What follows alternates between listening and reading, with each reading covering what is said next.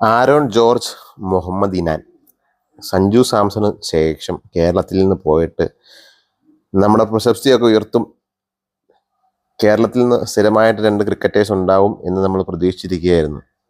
അതിൽ Aaron George കഴിഞ്ഞ 5-6 കളികളായിട്ട്, അതായത് സൗത്ത് ആഫ്രിക്കയ്ക്കെതിരെയുള്ള കളികളൊക്കെ കാഴ്ചവെക്കുന്ന പ്രകടനം എല്ലാവരും പ്രശംസിച്ച്, അയാൾ വലിയ 6 ഒന്നും ഇല്ലാതെ 4 അടിച്ച് മാത്രം 100 അടിക്കുന്നു. അതും 100 മുകളിൽ സ്ട്രൈക്ക് റേറ്റ് അടിച്ചിട്ട്.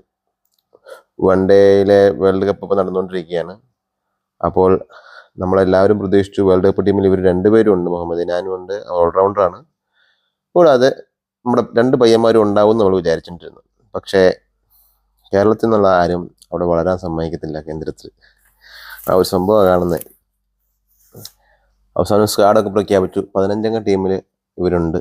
പക്ഷേ വേൾഡ് കപ്പിലെ 2 മത്സരങ്ങൾ കഴിഞ്ഞു നമ്മൾ കഷ്ടിയാണ് ജയിച്ചത്. അതിന് 2 ചെറിയ ടീമുകളായിട്ട്. രണ്ടാമത് ബംഗ്ലാദേശോട്ടുള്ള കളിയിൽ ഏകദേശം ഞാൻ ഓർത്ത് തോറ്റുപോയി എന്ന് ആ ഒരവസ്ഥ വരെ എത്തിയായിരുന്നു. ബംഗ്ലാദേശൊക്കെ ആയിട്ട് ഈ ഒരവസ്ഥയിൽ തോറ്റു പോവുക എന്ന് പറഞ്ഞു കഴിഞ്ഞാൽ ചിന്തിക്കാൻ പോലും പറ്റത്തില്ല. കൂടാതെ അണ്ടർ-19 വേൾഡ് കപ്പിൻ്റെ സമയത്ത് ക്യാപ്റ്റന്മാർ തമ്മിൽ കൈ കൊടുത്തില്ല എന്നൊക്കെ പറഞ്ഞ സംഭവം, ഇതൊക്കെ പൊളിറ്റിക്സാണ്. ഇതൊന്നും സ്പോർട്സ്മാൻ സ്പിരിറ്റിൽ പെടുന്ന സംഭവങ്ങളല്ല, ഇതെല്ലാം പൊളിറ്റിക്സാണ്. ഈവൻ നമ്മുടെ പയ്യന്മാരെ കളിപ്പിക്കാതിരിക്കുന്നതും പൊളിറ്റിക്സാണ്. മറ്റൊരു സഞ്ജു സാംസൺ ഉയർന്നു വരുമോ എന്നുള്ള പേടി കൊണ്ടാണോ എന്നറിയാൻ പാടില്ല, കേരളത്തിൽ നിന്നുള്ള ഒരു പയ്യന്മാരെയും അങ്ങ് കയറിപ്പോകാൻ അനുവദിക്കേണ്ട എന്നൊരു തീരുമാനത്തിലാണ്. ആരെയൊക്കെയോ പിടിച്ച് കളിപ്പിക്കുന്നു.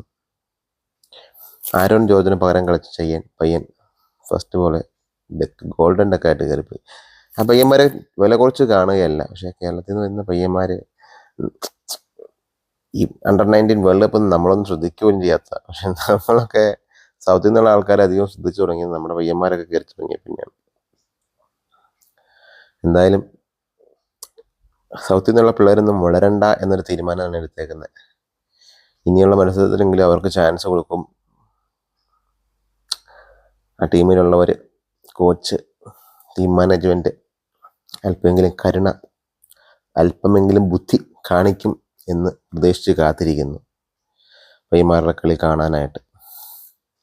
എന്തൊരവസ്ഥയെന്ന് നോക്കാം. എത്ര നന്നായിട്ട് കളിച്ചാലും ടീമിന് സ്ഥാനമില്ല.